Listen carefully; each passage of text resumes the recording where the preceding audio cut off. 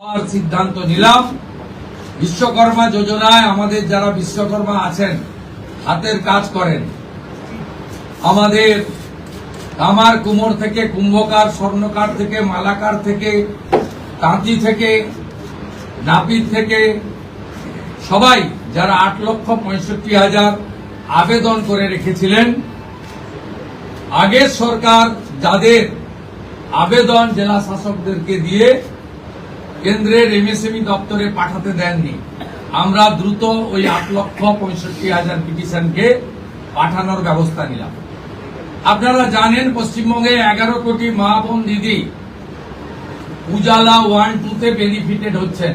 এতক্ষণ পশ্চিমবঙ্গের নতুন মুখ্যমন্ত্রীর প্রথম ক্যাবিনেটের ভাষণ আপনারা শুনছিলেন এবং পশ্চিমবঙ্গবাসীর জন্য বিভিন্ন ধরনের সামাজিক প্রকল্প অর্থাৎ কেন্দ্রীয় সরকারের যে সমস্ত প্রকল্প এতদিন আপনারা পাচ্ছিলেন না, বর্তমানে সেগুলোর এবার আপনারা পেতে শুরু করবেন। তার সঙ্গে সঙ্গে বিভিন্ন রকম নিত্য নতুন প্রকল্প লঞ্চ করলো আজকে। সো দর্শক বন্ধুরা, লাস্ট পর্যন্ত ভিডিওটির সঙ্গে যুক্ত থাকুন। আমাদের নতুন মুখ্যমন্ত্রী আরও কি সাধারণ মানুষদের জন্য ঘোষণা করলো, এছাড়া লক্ষ্মীর ভাণ্ডার বা কৃষক বন্ধু বা অন্য সমস্ত যুবকদের জন্য যুবশ্রী যে ভাতাগুলো চলছিল, বর্তমানে সেগুলো বন্ধ হবে না, সেগুলো চালু থাকবে। সে ব্যাপারে দেখুন নতুন মুখ্যমন্ত্রী কি ঘোষণা করলো। আর ফার্স্ট টাইম যারা ভিজিট করেছে তাদের কাছে রিকোয়েস্ট থাকবে, এরকম আপডেটেড ভিডিও রেগুলার ফ্রিতে পেতে চাইলে নিচে লাল রঙের সাবস্ক্রাইব বাটনটি টাচ করে সাবস্ক্রাইব করে লাইক করে দিবে, পরিচিত আত্মীয় স্বজনকে হোয়াটসঅ্যাপে ফেসবুকে শেয়ার করে তাদেরও দেখার সুযোগ করে দেবেন। চলুন প্রথম ক্যাবিনেটে কি ঘোষণা করলো, অর্থাৎ রাজ্যের সাধারণ জনগণ কি পেতে চলেছে। আজকে আমরা প্রথম দিনই আমরা কেন্দ্রীয় স্বরাষ্ট্র দপ্তর তথা বিএসএফ এর সীমান্ত সুরক্ষিত করার জন্য জমি ট্রান্সফার প্রক্রিয়া আমরা আজকে অনুমোদন দিলাম এবং আজ থেকেই ল্যান্ড ট্রান্সফার প্রক্রিয়া শুরু হবে। ভূমি ও রাজস্ব সচিব তাকে এবং মুখ্য সচিবকে দায়িত্ব দেওয়া হলো 45 দিনের মধ্যে বিএসএফ এর প্রয়োজনীয় জমি হস্তান্তর সম্পূর্ণ করতে হবে, যা আমাদের কেন্দ্রীয় স্বরাষ্ট্রমন্ত্রী নির্বাচনের আগেই বলেছিলেন। এই কাজটা আজকে প্রথম ক্যাবিনেটে আমরা করলাম। মাননীয় প্রধানমন্ত্রী নরেন্দ্র মোদীজি তিনি বলেছিলেন প্রথম ক্যাবিনেট মিটিংয়ে আমরা আয়ুষ্মান ভারতে যুক্ত হব। আমরা আয়ুষ্মান ভারতে যুক্ত হলাম এবং সংশ্লিষ্ট দপ্তর কেন্দ্রীয় স্বাস্থ্য দপ্তরের সঙ্গে প্রয়োজনীয় যে এগ্রিমেন্ট অন্যান্য যে বিষয়গুলি রয়েছে সেটা স্বাস্থ্য সচিব, মুখ্যমন্ত্রীর দপ্তরের উপদেষ্টা এবং মুখ্য সচিব মিলিতভাবে অতি দ্রুত সম্পন্ন করবেন। অর্থাৎ আজ থেকে মাননীয় প্রধানমন্ত্রী ঘোষিত পশ্চিমবাংলার মানুষের প্রতি যে কমিটমেন্ট আজকে ভারতীয় জনতা পার্টির ক্যাবিনেট সেটা সম্পূর্ণ করল। এর সাথে সাথে প্রধানমন্ত্রী জন আরোগ্য যোজনা, প্রধানমন্ত্রী ফসল বীমা যোজনা ক্রপ ইন্স্যুরেন্স, প্রধানমন্ত্রী স্কুলস ফর রাইজিং ইন্ডিয়া পিএমশ্রী, প্রধানমন্ত্রী বিশ্বকর্মা, বেটি বাঁচাও বেটি পড়াও, প্রধানমন্ত্রী উজালা যোজনা 3.0 এবং অন্যান্য কেন্দ্রীয় স্কিম বা সেন্ট্রাল গভর্নমেন্ট স্পন্সর স্কিম আমরা যুক্ত হওয়ার সিদ্ধান্ত নিলাম।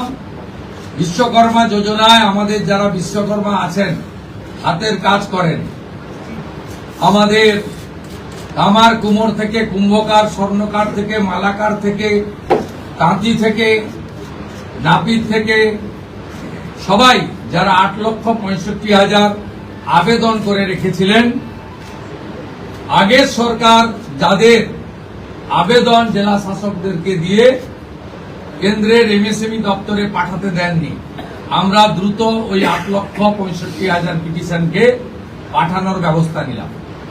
আপনারা জানেন পশ্চিমবঙ্গে 11 কোটি মা বোন দিদি উজালা 1-2 বেনিফিটেড হচ্ছেন ভারতবর্ষে। পশ্চিমবঙ্গে 11 কোটির মধ্যে 1,29,00,000 পান, সবচেয়ে হাইয়েস্ট। 400 টাকা কম মূল্যে তারা গ্যাস ক্রয় করেন। প্রধানমন্ত্রী আরো 75 লক্ষ দেশে চালু করেছিলেন এবং বাংলার জন্য কোটা ছিল 15 লক্ষ। গ্রাহক বিতরণ কেন্দ্রে হাজার হাজার দরখাস্ত পড়ে থাকা সত্ত্বেও শুধু রাজনৈতিক কারণে এই পিটিশনগুলো ডিএমরা সংশ্লিষ্ট দপ্তরে কেন্দ্রীয় সরকারের কাছে পাঠায়নি। তাই আমাদের মা বোন দিদিরা বঞ্চিত হচ্ছিলেন। আমরা গ্রাহক বিতরণ কেন্দ্রে পড়ে থাকা সমস্ত পিটিশন অতি দ্রুততার সঙ্গে জেলা শাসকদের সংশ্লিষ্ট কেন্দ্রীয় পেট্রোলিয়াম ডিপার্টমেন্টে পাঠিয়ে দেওয়ার নির্দেশ দিলাম। এর ফলে উজালা যোজনা 3 তাতে পশ্চিমবঙ্গের আরো কয়েক লক্ষ মা বোন দিদি যুক্ত হওয়ার সুযোগ পেলেন। আমাদের পঞ্চম সিদ্ধান্ত, এতদিন পর্যন্ত পশ্চিমবঙ্গে national cadre IAS IPS, Paschimbanga cadre WBCS WBPS এদের কোন কেন্দ্রীয় সরকারের ট্রেনিং এ কেউ যুক্ত হতেন না। এটা মুখ্যমন্ত্রীর অলিখিত নির্দেশ ছিল। আগের মুখ্যমন্ত্রী, বিদায়ী মুখ্যমন্ত্রী, প্রাক্তন মুখ্যমন্ত্রী। আমরা আজকে এই বিষয়ে চিফ সেক্রেটারিকে অন্য রাজ্যের যে নিয়ম আছে সেই নিয়ম ফলো করার জন্য আমরা তাকে এম্পাওয়ার করলাম, দায়িত্ব দিলাম। সাথে সাথে শুনলে অবাক হয়ে যাবেন, বিএনএস ভারতীয় ন্যায় সংহিতা, যা মাননীয় প্রধানমন্ত্রী নরেন্দ্র মোদীজির নেতৃত্বে কেন্দ্রীয় স্বরাষ্ট্রমন্ত্রী মাননীয় অমিত শাহজি পার্লামেন্টে দুটো কক্ষে অনেক আগে অনুমোদন করেছেন, রাষ্ট্রপতি মহোদয়ের সই হয়েছে, রুল হয়ে গেছে। আমরা আশ্চর্য হয়ে গেছি যে এখানে বিএনএস কার্যকর করা হয়নি, অর্থাৎ অত্যন্ত অবৈধভাবে সংবিধানকে বৃদ্ধাঙ্গুষ্ঠ দেখিয়ে আগের সিআরপিসি আইপিসি চলছিল। আজ থেকে বিএনএস এ যুক্ত হলো পশ্চিমবঙ্গ সংবিধান মেনে। আগের সিআরপিসি আইপিসি এই আইন আর থাকলো না। ভারতীয় ন্যায় সংহিতাতে আমাদের আজ থেকে কাজ শুরু হলো। এরও ছাড়পত্র ক্যাবিনেটের প্রথম দিলেন।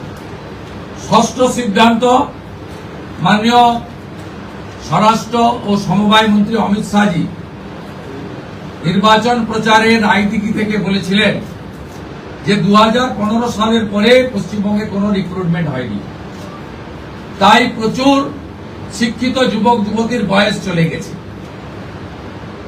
5 বছর এক্সটেনশন, মানে আবেদনের বয়সের ঊর্ধ্বসীমা ক্যাবিনেট মঞ্জুর করলো। এটাও আজকে আমরা করলাম। আজকে এই ক্যাবিনেট সিদ্ধান্তগুলো আমরা নিয়েছি। আমাদের আরো বেশ কিছু কমিটমেন্ট রয়েছে যেগুলো ইতিমধ্যে আপনারা জানেন। আমরা পরবর্তী সোমবার আবার